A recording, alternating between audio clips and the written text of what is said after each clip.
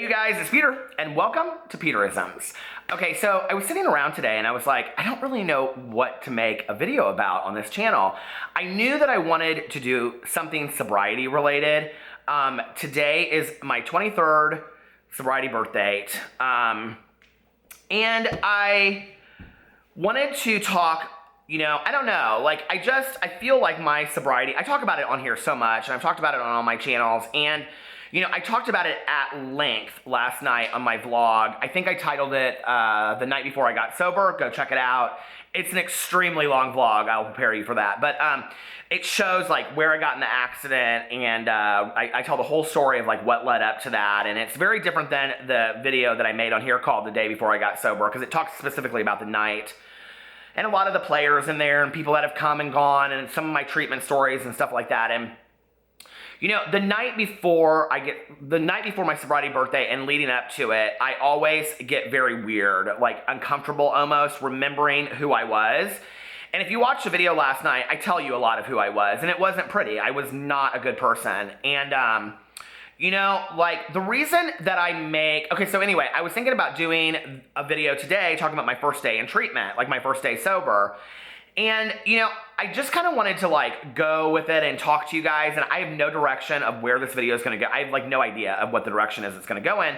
And, but what I wanted to talk about really was that I didn't have any idea on that day one, like what my life would look like down the road. And the reason why I talk about sobriety so much and addiction is A, because I've dedicated my life to working with addicts and alcoholics, and B, because if even just one person out there hears my story and they say, okay, I'm going to try this, or I'm going to do something different, then I've had an impact on just one person by my story or the things that I share.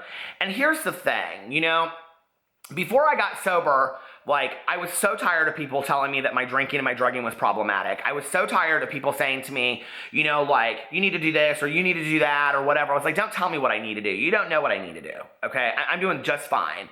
And the reality is that I really liked drinking and using drugs. If I didn't, I wouldn't be sitting here in the chair right now talking about how much it had affected my life, because the problem is it stopped working for me. And, it's so scary to take literally that first step and enter treatment or go to a 12-step meeting or make a phone call to somebody. It's like, that's the hardest thing in the entire world. And I feel very blessed that I was kind of forced into that situation, I've said this on here before, but like when I totaled my car into the back of a restaurant and then drove into a ditch, and on my vlog, I actually show where it happened. And, my dad said to me at that time, he was very done with me, and he said, you're either going to go to treatment, and it's going to be my last treatment I pay for, or you're going to go to prison. And I was looking at prison time, okay? There's a difference between prison time and jail time. I was looking at prison time. And he goes, but I'm done with you. I don't care what you pick. And, I'm not stupid. I picked treatment. And, I felt at the time that I was forced. I didn't feel like I had any options, because of course you would pick treatment over prison. Who's stupid? I'm not stupid, right? But I had a lot of choices, and I have since, in the 20 years that I've worked in this, 22 years now, worked in this field, met a lot of people that opted to go to jail or prison over having to go and get sober. Like, I've met a lot of people that have chosen that and looked at judges in their faces and said, send me to fucking prison, I don't care. So like, I did have a choice in that moment. I just didn't feel that way. I didn't realize it, and what I know today is that every decision in my life is a choice. There's choices in everything that I do. There's a choice from what video I make, to what outfit I wear, to whether I shower for the day, for whether, when I feed the dogs, for how I treat somebody, for the advice that I give. There's choices in everything that I do today in my life, and I have to be responsible for those choices. And, the coolest thing for me, if you're young out there and you use drugs and alcohol and you're wanting help, let me tell you the coolest thing is that not only is recovery, because you see me on here as a 45-year-old man talking about sobriety, okay? You don't see me as the 22-year-old kid that walked into the rooms and, like, didn't give a shit about staying sober. But I can tell you that the biggest gift that I've received as staying sober is that I grew up as a sober person, and I learned how to be a man of character, by the things I learned. I learned that there are choices in life. I learned that when I screw up, there's a way to make amends for that. I learned that, I don't have to put negativity out there in the world. And I learned that, through humor, I can see things differently. And I learned that, sometimes to be somebody's friend is to tell them the truth, not to tell them what they want to hear. And I've learned so many lessons in my life. I've learned to suit up and show up. I've learned, things from the very first sponsor used to have me go and, put grocery carts up to teach at, at Walmart. We didn't have Walmart back then. Did we have Walmart back then? I don't know. But like at the grocery store to learn patience. And I would have to stand at a gas station, and I would call him up, and I'd be like, "Let me tell you what happened today. I had to wait in line at the gas station for a half an hour for cigarettes." And he'd be like, "I feel so bad for you. Now, for the next 3 days, you're gonna hold the door for 3 people that come to that gas station." I'm like, "Well, what if it's 2 o'clock in the morning? There's nobody there." And he goes, "Then you need to stand outside and wait until 3 people come through the door. You'll learn patience." I've learned patience. I've learned peace and serenity. And that first day in treatment, which was December 17th of 1994. That's why I consider this my sobriety birthday, because it was the first day that I didn't use. The first day I woke up sober and stayed sober. I hadn't been sober, for any period of time since I was 12 years old. And I talk a lot about that last night, what I really liked about the drinking. I talked about that in my vlog, it's all listed below at Peter Vlogs. But anyway, that first day in treatment, I woke up and I was very scared. My roommate next to me was very scary, and I can get into that at some point. But I didn't know who he was, and waking up in a room that I kind of vaguely remembered coming into, but not really.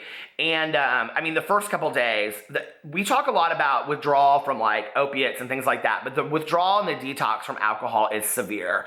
And I vomited for 3 days straight. There is a scene, and if you've ever seen the movie When a Man Loves a Woman with Meg Ryan, where she goes to treatment, and she kind of jokes about it when she's going in there because they take her perfume. And she's like, "I'm not going to drink perfume and stuff." I am telling you right now, I was in such dire straits after 12 hours of being on phenobarbital to detox me that if I had cologne or Listerine, I would have drank it. Okay, because I needed something. It was so bad. And now, having looked back on that, working in treatment facilities, I totally understand why we take that stuff from them. But anyway, there is a scene in there where she is bawling and she's puking, and she says to this woman, "You don't understand what I've gone through." And the woman looks at her and she goes, "I understand exactly what you went through because I went through it too." And that scene to me is so profound because that was exactly my experience, is that I have these techs on the unit. I have wonderful nurses and who I thought were bitches at the time that have become some of my greatest friends. And I had these techs on the unit, and the techs were people that had actually gone through treatment and worked there too. And, they would sit with me in my room when I was bawling and crying and saying, "You don't understand, this isn't fair, I just need out of here." And that was literally my life, and I'm kind of joking about it, but really it was scary, I remember I had my bedroom window in detox for my first 10 days, looked out over this kind of grassy knoll area, and it was literally blizzard conditions. And I felt so trapped. There were no cars on the roads. Everything was closed that year. It was horrible. Nobody would come and bring me anything except for the first 2 days. 2 of my close friends brought me something. And other than that, I was trapped. I thought, I can't walk away. Nobody will come pick me up. I'm screwed, right? And so I have to do this thing. And I remember when I walked out of my room and I went to the nurse's station and I came face to face with my neighbor that I had grown up next to my whole life that I had no idea worked at this treatment facility. And the treatment facility that I went to, at the time that I went to, it was kind of the hub of recovery in Indianapolis. And it's where I ended up working. And I looked at her and she goes, "You didn't know I worked here, did you?" And I said, "No." And I said, "I need to get out of here." And she grabbed my hand and she said, "Peter, you are very, very sick." And she says, "You probably shouldn't be alive right now." And I think about that, that I didn't care. That's the thing. I didn't care anymore whether I was alive or dead. I wasn't suicidal. I wasn't willing to take action. But I didn't care, And she handed me my cigarettes and she said, "You need to go down to the lounge and get yourself a cup of coffee, decaf. They don't have caffeinated coffee in treatment programs, And she said, "And sit there and smoke a couple cigarettes and get yourself centered because you need to stay." And I did. And I remember I was very scared that first day. I had no idea of what was coming. If you showed me the life that I have had, next to that one day of fear, the trade-off is insurmountable. I mean, the trade-off of what I received as a result of that one fear, like I can't believe it's crazy to me now. You can't give this to people. You can't show it to people, right? Because when you're in the depths of your own sickness, when you're in the depths of your own addiction, you don't see out of it, right? Which is why, like, when people come to me and they're like, I'm so frustrated with my brother, or I'm so frustrated with my wife, I'm like, okay, but see, they don't see it that way, right? They don't see that they're hurting anybody else. They can't realize that, because if they did, then they would have to hurt themselves more to push it down more, or they would have to do something about it, and that's too fearful for them, right? And so they're not willing to go and do something because they're in their own sickness. They can't see it for what it really is. And I'm not making excuses, okay? We have to set boundaries and limits with those people. But that's why addicts and alcoholics don't see the facts, because they're so stuck inside of this sickness that they can't see out of it. And that was me, you know? Like, I didn't realize that everybody around me in my life I was hurting, including myself. And that I had no future whatsoever, none, no future whatsoever. When I look at that one day, you know, and then the next day where I called my dad and I said, come get me, you need to get me out of here. And he said to me, he goes, listen here, he goes, I'm done with you. I mean, it's funny, but it's not. He said, I am done with you. And he goes, and I've called your mother and all of your friends, and I've told them not to take calls from you because you'll just manipulate them to come and get you. And I said, fuck you. And I took the phone and I went, bang, bang, bang, bang, bang, bang, bang, bang, bang, bang. And I'll never forget this amazing, amazing counselor. Her name was Rosie, and I think she has since passed away. I turned and boom, the double doors from the detox unit, like, because there was like phone right outside there, opened up. And she goes, is there a problem? And I looked at her, I'll never forget. She was like probably 4'2", 5'2", or something like, she was real short. And I go, no. And she goes, I didn't think so. Back to your room. And you know, that was day 2. And then day 3, you know, I called my mom and she hung up the phone. I must have called her 15 times and she hung up the phone. I don't know how many quarters I went through on this damn payphone. And, you know, I called my friend and I called my best friend at the time, and she lived in another state. And I said, come get me and we will go to LA and we will sell my car and nobody will know the better. And she said, your car is totaled. And she said, and I'm not going to do that. She said, your dad called me and said, if you really love Peter, you will stay away and you won't talk to him. And she goes, I love you. I can't talk to you. And she hung up the phone. And, you know, my dad was brilliant to do that. And he had actually got that advice from the doctor that worked there that said, call everybody and tell them not to have any contact with Peter if they really care about him. Nobody would talk to me. And, it was until like 2 or 3 weeks later that I was like doing a little bit better. The first week I like learned to just like, I bitched and moaned. And the second week I learned to shut my mouth. The third week I got scared and I started paying attention. And the fourth week I was terrified to leave. And that's when my counselor looked at me and she said, you're ready to go. She said, you're ready to go. She's like, you have to be in a line between fear and confidence, and you're there. And she set me up with my first sponsor. She set me up with meetings to go to, you know, and I was ready to go. And 35 days in treatment. And it's why I believe in 30-day treatment programs to this day. I believe in long-term residential programs. I believe in halfway houses. You know, somebody said to me the other day, I got a comment, it made me very sad. And I'm not tearing this comment apart, but somebody left me a comment on my video and they said, the halfway houses that I live here are like just infiltrated with drugs, and it's like they're not good places. And the reality is that is very, very true of a lot of halfway houses and supportive living programs in the United States. They are infiltrated with drugs. A lot of horrible shit goes on in them, right? But there are some really great programs out there too. They may not be in your area. They may not be in your state. You may have to go cross country, but I don't know, buy a bus ticket or, you know, beg somebody for help if you have it. And, you know, the hardest thing for me is that I get so many messages from people begging for help or suggestions, but literally they have no money, they have no resources, and they don't know how to go into treatment, you know? And these are a lot of people that need treatment. Like, they can't just stop on their own because they'll end up hurting themselves by going into DTs or seizures or whatever, right? But they need help. And the reality is that in the United States, which is also called the United States of Addiction, we do not have a lot of great resources for cheap treatment. We just don't. But they are out there. There is this, I know people do not love these programs, but there's a Salvation Army treatment program literally in almost every state, okay? I refer a lot of people. I say, go check out the Salvation Army. Like, they have okay programs for low cost, you know? I know in Indianapolis we have 3 Salvation Army programs, and are they the greatest in the city? I don't know. I've never been there, but have I referred people there that have ended up staying sober? Yes, I have. And, you know, like, I think for me, it all comes down to that first day, that first hour. I can remember sitting in the counselor's office doing my assessment.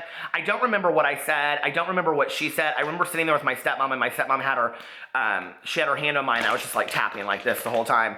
I blew like a 0.37 or a 0.47. It was like off the charts. I hadn't drank in hours. You know, like I tested positive for every drug across the board, and it just was really, really scary, you know? And I remember I looked over at my stepmom, and with tears in her eyes, she said, please stay. She said, because you'll end up dead. And I think that's true love, to say that to somebody, you know? To say in a very calm way, please stay. You need this. I love you, you know? And I did, because I didn't have any other... I had no idea what I was going to do if I didn't stay, you know? And I look back on all of that, how scary it was. And I'm really making this video for the person out there that's really thinking about doing it and is terrified. And I've gotten a lot of those messages too. And I've gotten a lot of messages from people, and they said, I told you I was going into treatment. I just got out, and it's been 30 days or it's been 60 days. Thank you so much, you know, for the kind message that you sent me and whatever. And it's not about me, you know, it's about all of us out there. And pass that on now. When you know somebody that's going into treatment, since you went through it, give them the message of hope, you know, and tell them it can get better for you too. And it just starts with treatment. That's where it starts. The rest of it is like, in treatment, we learn how to live successfully. And then we have to get out in the real world and do it. But if I had never walked in that first day, totally afraid, I never would be sitting here today. I never would have married the man of my dreams. I never would have the marriage that I have. I never would have the dogs I had. I wouldn't have the careers that I've had, the people that I've met, the travels that I've had, the things. I mean, I've had the most amazing life that I had to trade off for a bag of shit life that I was holding on to so tightly. And now looking back, I'm like, why didn't I do it sooner? You know? So, I think that's about it for today. I love you guys, and I'm sure there will be more treatment stories coming up in the next couple weeks, because I remember all of that, you know, like right now especially. I love you guys, and I'll see you tomorrow. Bye.